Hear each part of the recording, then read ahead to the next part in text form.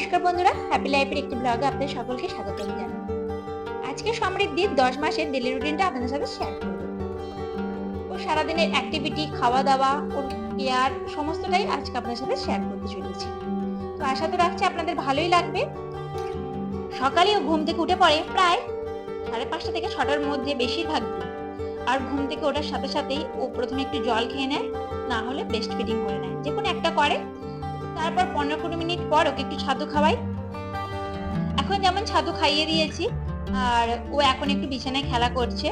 কখনো কখনো বাড়ির বাইরে নিয়ে যেতে হয় সকালের দিকে একটু করে, আবার কখনো কখনো এইভাবে ওকে বিছানাতে ছেড়ে দিই, বিছানাতে খেলাধুলা করে।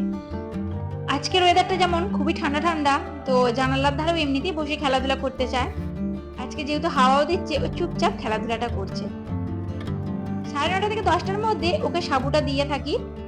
তো সাবুটা এক এক দিন এক এক রকম দিয়ে থাকি, যেমন কখনো দুধের সাথে দিয়ে থাকি, কখনো বা মিচড়ির সাথে দিয়ে থাকি, কখনো আবার খেজুরের সাথেও দিয়ে থাকি। এখানে মিচড়িটা আমি আগেই গুঁড়ো করে রেখেছি, মানে নানান ধরনের খাবারের মধ্যে দিয়ে থাকি, তো তো গুঁড়ো করে রাখলে সুবিধা হয়। তো আমি যেমন গুঁড়ো করে রেখেছিলাম আর এটাই আজকে এখানে দিয়ে দিলাম।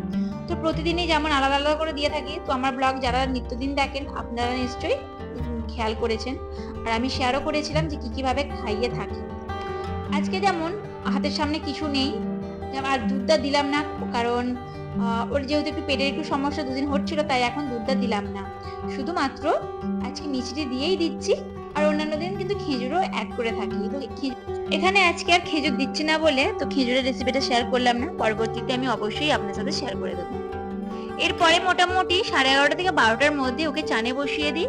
আর চান করার ক্ষেত্রে ওর কোনোদিনই কোনো রকম অসুবিধা হয় না, কি শীত কি বা গ্রীষ্ম কি বা বর্ষা। ওরা প্রতিদিনই এইভাবে নিচে নিচে ও চান করে। আজকে যেহেতু দিদি আছে, তো সেক্ষেত্রে আরো বেশি ওর আনন্দ হচ্ছে চান করার ক্ষেত্রে, যেহেতু দিদি ওর সাথে কথা বলছে।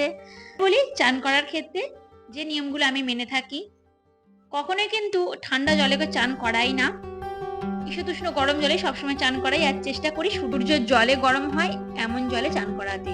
তবে সব দিন তো আর সূর্য ওঠে না, সেই দিন কিন্তু ঈশতুষ্ণ গরম জল করে নিয়ে ওকে চানটা করিয়ে থাকি, তাহলে কিন্তু সর্দি হবার কোনো রকম সম্ভাবনা থাকে না। কটনের কাপড় দিয়ে খুব ভালো করে আগে গা হাত মুছিয়ে নিই, মানে দুটো কাপড় ইউজ করি, একটা ভালো করে মুছিয়ে নিয়ে আবারও একটা এইভাবে মুছিয়ে নিই। যেমন বাথরুমে আগে ভালো করে আগে মুছিয়ে নিয়েছি, তারপরে আবারও একটা শুকনো। ঘুম পেয়ে গেছে, ঘুম থেকে উঠে চান করতে গেছে, এরই মধ্যে আবার ঘুম পেয়ে গেছে। দেখুন এটা নিজেই শুয়ে পড়ছে। যে এরকম কত কি এখন করতে শিখেছে তার ঠিক নেই। উঠে পড়ো পাপা, দেখছেন দুষ্টুমি দেখছেন খালি। ওর এখন এমন নানান ধরনের অ্যাক্টিভিটি হয়েছে যে হঠাৎ হঠাৎ আমি এইভাবে আছি, আর এসে পুরো মাথাটা আমার মুখেতে ঠিক, মানে কতবার যে ঠুকে দিয়ে তার ঠিক নেই। আর এত জোর লেগে যায়, দেখতে এইটুকু হলে কি হবে। কি হয়েছে? কি বাইরে যাবে, বাইরে যাবে, বাইরে প্রচুর পরিমাণে হাওয়া দিচ্ছে। চলুন ভিডিওটি কন্টিনিউ করছি, আর আপনারা দেখতে থাকুন, আশা করছি আপনাদের ভালো লাগবে। টাটা করে দাও, টাটা করে দাও। ডার্মোকাম লশনটা ওকে আমি চান করার পরেই মাখিয়ে থাকি, তো এটা আপনার সাথে ব্যাক ক্যামেরা করে শেয়ার করে নিলাম। কেন মাখাই সেটাও এবার আপনাদেরকে বলে দিই। কিছুদিন আগেই ওর গায়ে একটু র্যাশ মতন বেরিয়েছিল, আর ডক্টর বলেছিলেন পুরো পুরো গরমকালেই এই লোশনটা মাখানো যেতে পারে, কোনো রকম অসুবিধা নেই। আর এটা কিন্তু খুবই লাইট ওয়েট, আর মাখলে পারে যে এটা, মানে লোশন মাখলে যে অনেক সময় একটু চিপচিপে ভাব থাকে, এটা একদমই হয় না, অনেকটা ফ্রেশ অনুভূতি হয়। তো আপনারা কিন্তু আপনাদের বেবিদের এটা মাখাতে পারেন। অনেক সময় হয় লোশন মাখার ফলে একটা যে ঘাম হয় বা একটা চ্যাটচ্যাটে ভাব হয়, সেটা একদমই হয় না। তো এটা খুবই লাইট ওয়েটের মধ্যে খুবই বেশ ভালো রকম, আর গাটাও বেশ একটা সফটনেস থাকে, একটা বেশ ফ্রেশ একটা অনুভূতিও থাকে আর কি। তো আমার মেয়ে এখানে একদমই শুয়ে এখন আর মাখতে চায় না, একটু বসিয়ে ওকে মাখিয়ে দিই। এবারে দেখুন ওকে কিভাবে টিপ পড়াই। কখন দাও, এটা টিপ পড়াবো, টিপ পড়াবো, টিপ। আয় চাঁদা মামা, আয় আয় আয় টিপ, আয় আয় আয় আয় আয় টিপ, আয় মামা চাঁদা মামা, নাও তোমার টিপ পড়াই। আর দেখুন ছোট্ট সোনা টিপ পড়েছে, এটাকে একটু বড় করে দিই, এইভাবে এইভাবে। আয় তো আমার তো সোনা গুড গার্ল, চুপ করে থাকবে, দেখেছেন? বাচ্চারা তো পড়াতে দেয় না, কিন্তু আমার সোনা পড়াতে দেয়, ঠিক পড়াতে দেবে বলো। এটাই হলো আমার সোনার একটা বিশেষ বৈশিষ্ট্য।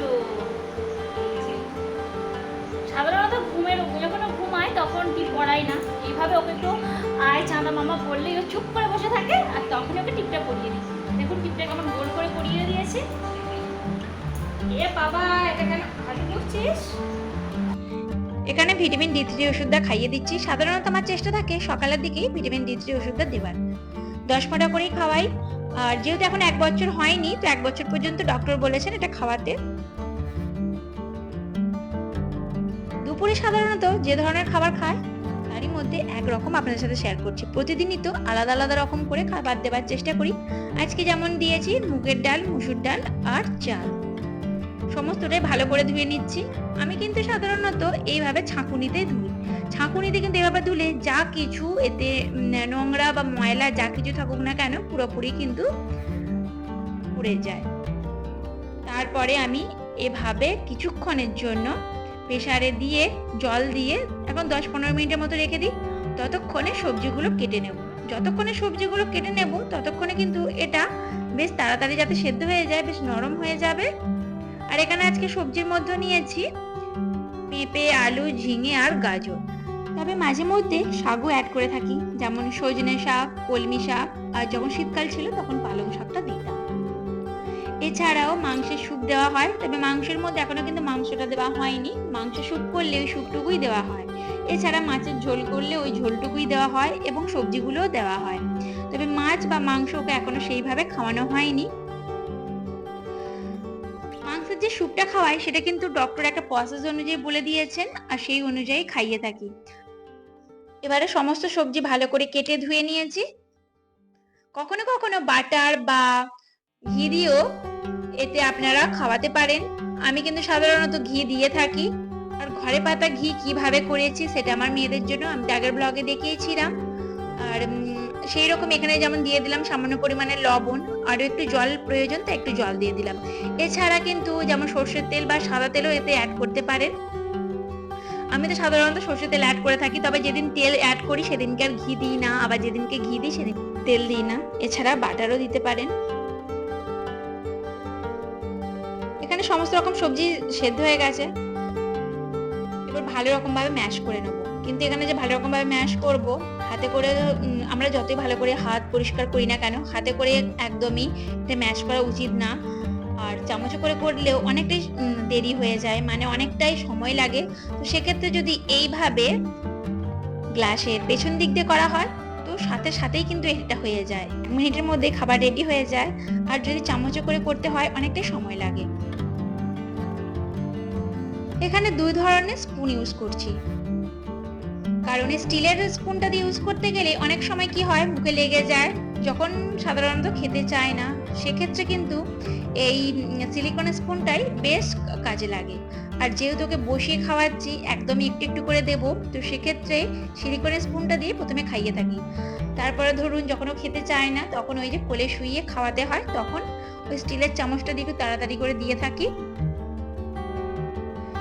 তো আমার চেষ্টা থাকে প্রথমেই ওকে ধরে বেঁধে না খাইয়ে ওকে নানান কবিতা বলে, ওর সাথে কথা বলে ওকে খাইয়ে থাকি। এরপরে বিকালের দিকে ওকে সাধারণত চিড়ে দিয়ে থাকি। তো চিড়েটা নানান ভাবে দিয়ে থাকি, কখনো গোটা চিড়ে প্রথমে জল দিয়ে ভালো করে ধুয়ে খাইয়ে থাকি, আবার কখনো বা ড্রাই রোস্ট করে রাখি, আবার কখনো বা সেরেলাক্স হিসেবে বানিয়ে রাখি, সেইভাবেও খাইয়ে থাকি।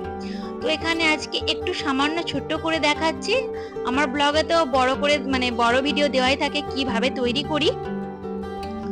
আর এরপরেও আরো একটা ড্রাই রোস্ট ওর জন্য বানিয়ে রেখেছি, সেটা পরবর্তী একটা ব্লগে আপনার সাথে শেয়ার করে নেবো। তো চিড়েটা আমি বিকালের দিকে দিয়ে থাকি। এরপর সন্ধ্যার দিকে কখনো মম কেয়ারটা দিয়ে থাকি, আবার কখনো বা ডেক্সোলাক দুধটাও দিয়ে থাকি। এরপরে আসি রাতের দিকে। রাতের দিকে সাধারণত দিয়ে থাকি রুটি। আর এই রুটিটা যখন দিই তার সাথে অবশ্যই মিছরি দিই, কারণ শুধুমাত্র রুটি দিলে ওদের তো টেস্ট লাগবে না। সেক্ষেত্রে এই রুটিটা দেওয়ার সময় একটু মিছরি দিয়ে দিই। আর দুধ বলতে কিন্তু আমি এখানে গরুর দুধ ইউজ করে থাকি। আর গরুর দুধটা যে দিই আমি পুরোপুরি 9 মাস থেকে ওকে দিয়ে থাকি, মানে একবার করে দিই, তাও এই রুটি দেওয়ার সাথেই দিয়ে থাকি। তো এই ছিল আজকের ভিডিও। যদি ভালো লেগে থাকে তাহলে অবশ্যই একটা লাইক, একটা কমেন্ট করবেন। নতুন বন্ধু হলে সাবস্ক্রাইব করে পাশে থাকার অনুরোধ রইল।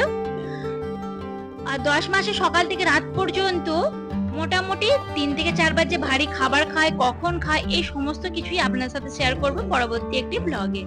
তাহলে আজ এই পর্যন্তই রইল, দেখা হচ্ছে নেক্সট কোনো একটা ব্লগে। ধন্যবাদ।